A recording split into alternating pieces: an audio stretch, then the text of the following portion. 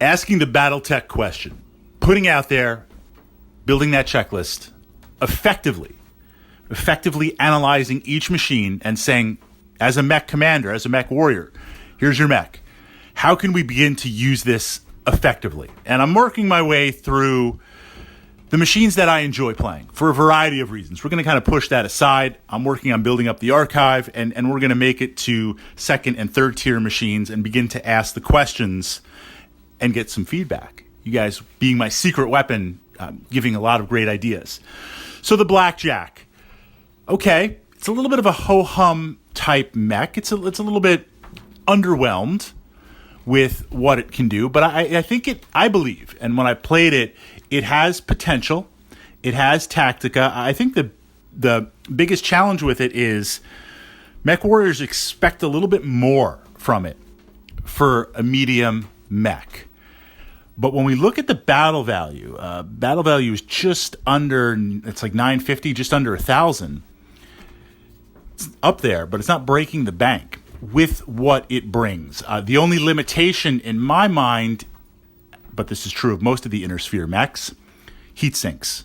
It's got an odd number of heat sinks, and it has a number of weapons that will run hot. So when you go hot with those weapons, it better be for the kill shot. And I think being a medium mech, where you can get into trouble with this machine, is being aggressive, not even an alpha strike. Being aggressive, going for that kill shot, building heat rapidly, and then you realize just you didn't have the momentum to do it, and now you're really struggling. So we have a medium mech with jump capability. This is where things get interesting. One can make the argument light mechs should always have jump capability. Medium mechs, the tonnage, you've still got okay speed. I mean, there's some outliers. There's some slower mediums. So you might not need jump jets, but jump jets with the armor on a medium mech open up a lot of things in terms of positioning. So now, in terms of Inner Sphere weapons, we've got two. So we've got the redundancy, two autocannon 2s. If they were 5s, that would be different. 10s, well, maybe we're looking at another type of mech or moving to higher weight classes. But the two autocannon 2s, that's just the opener. You've got maximum range, and we're just looking at stock ammo right now. As soon as you open Total Warfare with some of the different ammo types, that changes things. Think of having an autocannon 2, free shots on something every single turn. Every single turn. This has a wide variety to reach out, especially against vehicles, the ability to start chewing down motive hits. Against warriors, other light VTOLs, and air-type units, you've got something. It's not dedicated air support. It's not a partisan. It's not, in theory, a rifleman, although rifleman isn't. It's not a Jaeger mech.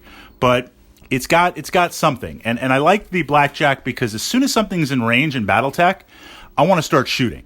If I need 12s, you know what? Hey, I might roll 12s. I'd rather save them for the hit location, but maybe 12s. The challenge with some of the heavier mechs is, like the Warhammer, the Longbow, the Archer, I'm going to fire those PPCs. I'm going to fire those missiles as soon as we're in range. But now I'm starting to build heat. So I have to be aware of the mission. I have to be aware of what's going on around me. I don't want to be suddenly surrounded and the heat scale is up. But as soon as I'm in range, every single turn, the Blackjack is shooting. It's a little something. It's 2 points. Might get a crit. We'll see how things go. As we close, now this is where we can potentially get in trouble with the Blackjack. You've got 4 medium lasers. 4 medium lasers. You've got redundancy.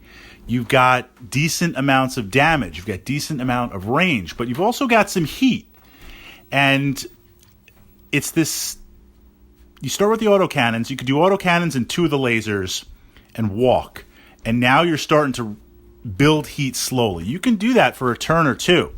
2 mediums, 2 autocannons, redundancy on a medium mech with jump jets. That suddenly has a little bit of bite. So I like to use the Blackjack tactically where it starts laying down some fire. Maybe I'll get lucky, but just start rolling some dice. Opponents tend to underrepresent it. They'll send mechs or they'll have units that go against it because they're only really seeing the autocannons till we get a little closer. And then we start opening up with the medium lasers and the autocannons. That's got a little bite. on a medium mech chassis. Now, utilizing everything and really pushing the heat. Going after wounded mechs or going after vehicles that are broken up a little bit, maybe the turret's jammed, maybe the motives are really hit, and you're not going to take it out, although you might, but you're going to cripple it and immobilize it. That now has the ability to generate the medium lasers and the autocannons, and let's say I'm standing still, ideally, although maybe I have to walk, when I'm in that range where I can just pause and not move. Laser, laser, laser, and pushing that out with the autocannons, that's big. Of course, you do that once. That builds heat. I would never do that, and that's where I think this mech gets into trouble, because a lot of new mech warriors will look, and they'll be too aggressive firing that against a mech that's still half full. So one shot misses, one shot hits not where you want, 2 or 3 shots hit where you want, but they still have armor. And now you're gassing out. Now you've got heat up, and you're really crippled for the next turn. But being consistent, autocannons close, autocannons lasers, and then opening up with everything to develop that killing shot on a medium, it's got some interesting tactica. But again, being aware of how to play it. I will say it's not the easiest machine to play, and it definitely isn't forgiving because of those autocannon 2s. They don't put out that much damage at all, but they do have that range.